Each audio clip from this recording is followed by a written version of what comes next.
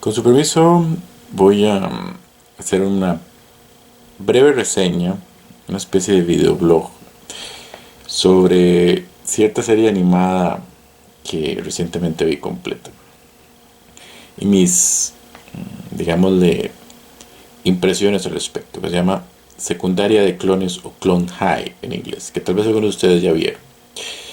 Y si no la han visto, bueno, entonces les voy a hacer una breve introducción. Esta serie se presentó por primera vez por ahí del 2001 en MTV, en lo que era Adult Swim en aquella época.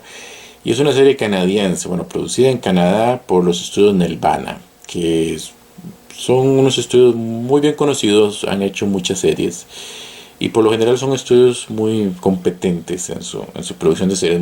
Muchos famosos clásicos son de Nelvana. La premisa de la serie es una secundaria donde todos los estudiantes son clones de personajes históricos famosos. Y solo duró una temporada corta de 13 capítulos, fue cancelada, entre otras cosas porque hubo cierta controversia con respecto a principalmente por la aparición de Gandhi, ¿verdad? El clon de Gandhi, que algunos miembros de la comunidad india de Estados Unidos y de otros países lo consideraron irrespetuoso y hubo protestas, y todo hasta en India hubo protestas y todo, fue un tema un poco polémico. Bueno, esta es la serie. Tal vez algunos la han visto, otros no. Entonces voy a comentar primero lo malo y después lo bueno. Primero los defectos y después las virtudes de la serie. Algunos defectos. Bueno, primero que todo, tal vez no es un defecto, pero es algo que resulta un poco curioso o que resulta un poco intrigante. Y es que en realidad la serie no hace honor a su premisa. La mayoría de los personajes que aparecen no se parecen en nada al personaje histórico del cual son clones. Esto tal vez fue intencional, ¿verdad? Se entiende que en alguna medida los clones son individuos separados y no necesariamente van a actuar, por más que sean genéticamente idénticos a los personajes históricos, no necesariamente van a actuar como los personajes históricos que tienen otra trayectoria de vida. Bueno, esto se entiende, sí. Pero la serie digámosle, no lleva a cabo su premisa, no lleva a cabo el concepto, que es un concepto muy, muy original. Uno se preguntaría, qué raro que no le dieran seguimiento a ese concepto, es un concepto muy creativo. Pero no, en nada se parecen, digamos, los personajes que son todos clones de personajes históricos, en nada se parecen en su conducta, en su comportamiento, en su forma de ser, con los personajes históricos originales de los cuales supuestamente están hechos, ¿verdad? Excepto tal vez en el caso de Kennedy un poco, el clon de John F. Kennedy un poco, principalmente en lo que es mujeriego, pero es el único caso. Todos los demás personajes actúan de forma totalmente diferente al personaje del cual están clonados, especialmente Gandhi, que es algo curioso, porque casualmente la polémica fue por eso. Gandhi es el más diferente, es el que se comporta más distinto a los personajes, al personaje histórico, ¿verdad? Es el que más se diferencia del Gandhi histórico. Y es algo curioso, digamos, es como que los productores hicieron esto deliberadamente, pero es extraño. Uno se preguntaría, ¿qué sentido tiene tener como concepto una secundaria de personajes históricos si no se le va a dar seguimiento? Usted puede haber convertido estos personajes en personajes originales y la trama no se hubiera visto en lo más mínimo afectada. En absoluto. La trama no se hubiera afectado para nada. Hubiera sido la misma. Entonces, el que sea personaje histórico realmente no aporta nada. No es relevante para la trama. Y eso es, uno dice, curioso, ¿verdad? Qué extraño que hayan hecho una serie así. Sería muy interesante una serie así, ¿verdad? Sería muy, muy divertido una serie de personajes históricos coexistiendo en la misma secundaria, ¿verdad? Y se puede poner hasta los bullies, ¿verdad?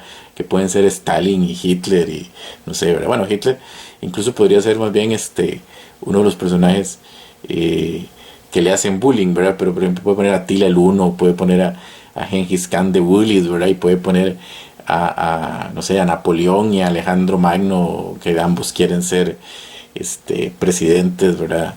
Del colegio, ¿verdad? Entonces, porque son megalómanos, bueno, en fin, hubiera sido un concepto muy interesante, pero no lo es. La serie no trata de eso. La serie es una serie sobre un drama juvenil general, digamos.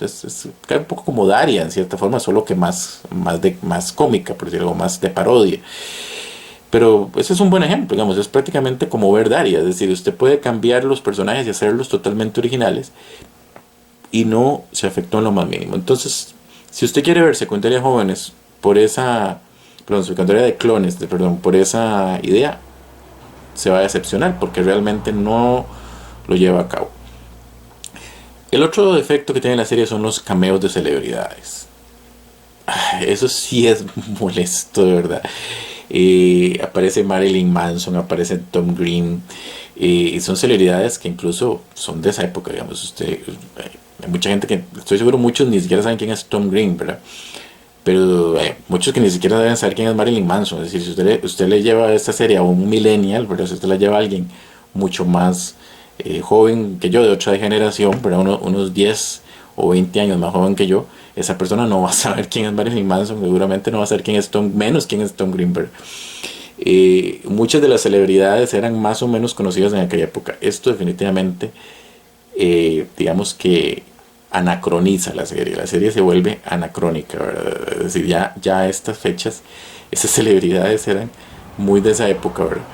Y eso es un verdadero problema, especialmente el cameo de Tom Green es insoportable. Tom Green, aparte que es insoportable ya de por sí, ¿verdad? O sea, cae mal, y en el cameo cae igual de mal que siempre, pero la participación de Marilyn Manson es un poco más soportable, en realidad no cae mal, hace un breve cameo ahí que no molesta, pero volvemos al punto. No sirve de nada, digamos, esos cameos no sirven de nada. Usted ve, por ejemplo, uno de los capítulos tiene un cameo del vocalista o algo así, uno de los músicos de una banda que se llama O-Town, que me imagino que era famosa en esa época, pero hoy en día está totalmente olvidada. Bueno, yo nunca la escuché en esa época, pero si salió debe ser porque no lo pusieron ahí por nada, ¿verdad? Debe haber sido famosa en aquella época. Pero bueno, usted le pregunta a un millennial quién es O-Town, probablemente no va a saber. Tener cameos de celebridades no necesariamente es malo, ¿verdad? Puede ser bien utilizado. Algunos de los capítulos de Los Simpson mejores, de los más clásicos, son capítulos que tienen celebridades, ¿verdad? Por ejemplo, el de Michael Jackson. Otros son pésimos, ¿verdad? Como el de Lady Gaga. Pero sí se puede hacer bien, ¿verdad? Depende cómo se haga. Por ejemplo, me acuerdo que el capítulo de los Boy Scouts de Los Simpsons tiene a Ernest Borgnine. Yo de niño no sabía quién era Ernest Borgnine, pero igual me hizo gracia el capítulo y me hizo gracia la participación de él, ¿verdad? Ya adulto sabía quién era Ernest Borgnine y más gracia me hizo, ¿verdad? O sea, sí hay forma de hacer este tipo de participación de celebridades. Por supuesto que también hay celebridades más trascendentes en el tiempo, ¿verdad? No es lo mismo tener a Michael Jackson, ¿verdad?, que tener al vocalista de O-Town. Probablemente también tiene que ver un poco con el presupuesto. Pero sí, ¿verdad? Obviamente que sí puede haber, pero en este caso particular, sí, no. Las celebridades que pusieron definitivamente que no aportan. Y el tercer defecto es, digamos, las partes que sale el director. El director es uno de los personajes, es un científico loco que fue el que clonó a todos estos personajes históricos. Está trabajando para el gobierno, hay una cuestión ahí con unos militares y toda esta cuestión. Y todos los capítulos tienen una subtrama, por decir algo, lo que llaman en Estados Unidos una trama B, con el director haciendo alguna loquera, alguna tontera. Hay uno que es incluso como una especie de parodia del Coyote y el Correcaminos, y hay otro que tiene que ver con que está organizando una fiesta para los militares. Bueno, son cosas muy tontas, en realidad no hacen nada de gracia. Bueno, aquí debo admitir que es una parte un poco subjetiva, ¿verdad?